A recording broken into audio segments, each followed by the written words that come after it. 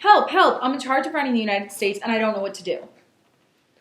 Have no fear, Constantine is here. It's been a long time since ninth grade. What did you do that pertains to my situation?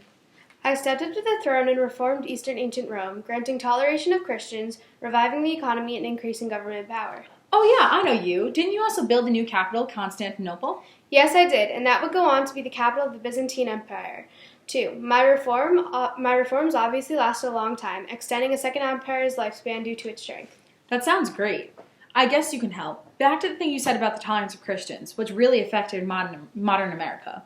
Now, a big thing in the world is terrorism and the stereotype they're forming about the Muslim religion. How do I get my people of the United States to tolerate Muslims like you tolerated Christians? Well, much like your opponent Donald Trump, one of the emperors before me, Nero, wanted to persecute the Christians and even blamed a citywide fire he set on them.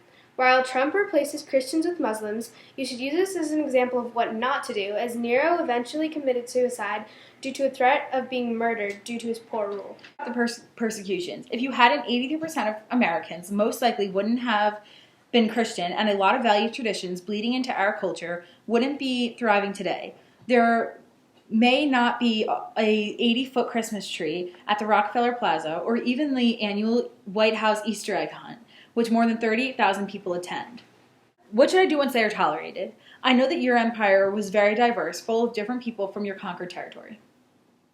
Bring them in and encourage them to adapt to your customs, and maybe they'll diffuse into your culture, like they have in mine. But there's one more problem. How do I deal with the attacks from terrorist groups? This is a topic I'm very knowledgeable in.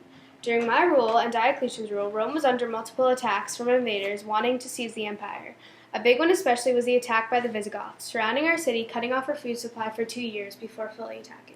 Oh, of course. I remember learning about a great set of the attacks known as the Punic Wars. I'm just trying to prevent 1/3 of my army being lost like Hannibal's when he was attacking Saguntum. Well, in order to have a strong army, you need a strong government. I strengthened my government with reforms, and my government change wasn't the only one in Roman history. There was a great military change where the number of legions, or in your case, army troops, were increased to 20. Wait a minute, how much did you spend during your presidential campaign? A few $1 million. Many of my emperor friends did the same thing, even killing to take the throne.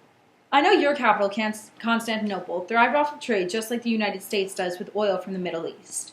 However, with the recent attacks and wars happening, the United States is unsure how much longer this trade can occur. Trading with China, our second biggest trading partners, has been hard in our economy due to outsourcing. I know that Rome has thrived greatly off of its trade with other empires. Can you give me any advice? I'd be careful with outsourcing considering what happened during Julius Caesar's reign.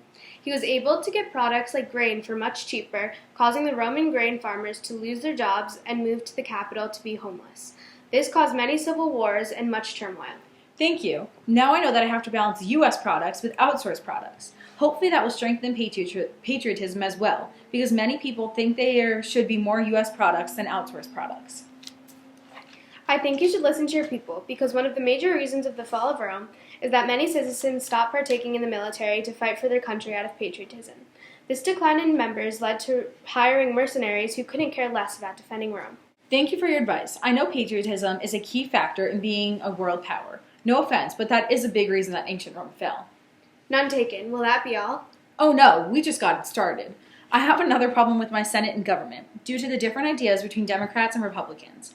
I know that ancient Rome laid the foundation for future Senates, including the United States.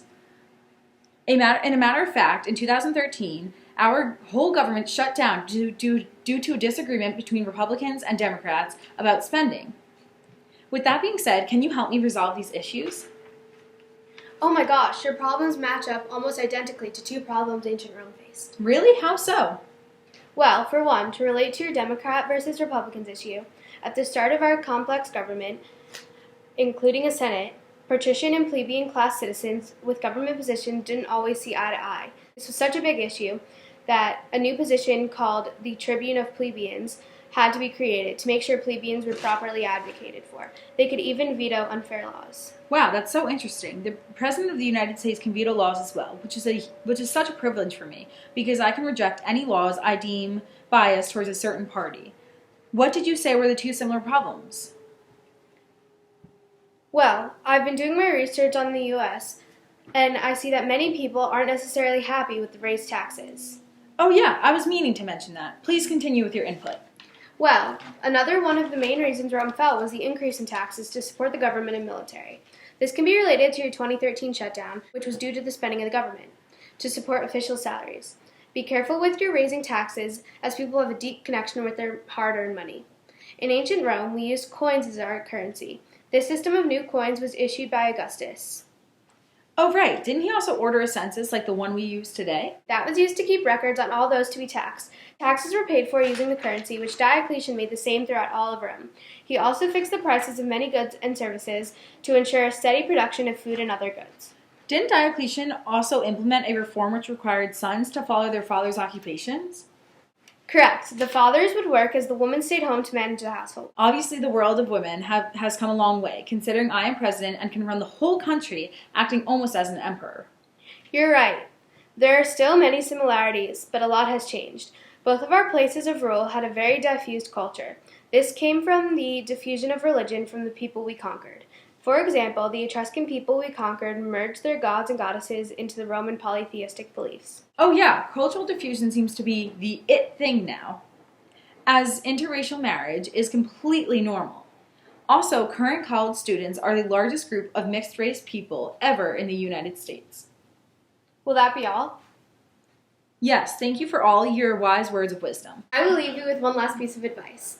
Make sure that your presidential successors are strong. This even includes you.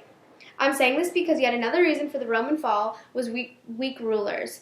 There was even 50 emperors in a 50-year time period. Be a strong leader.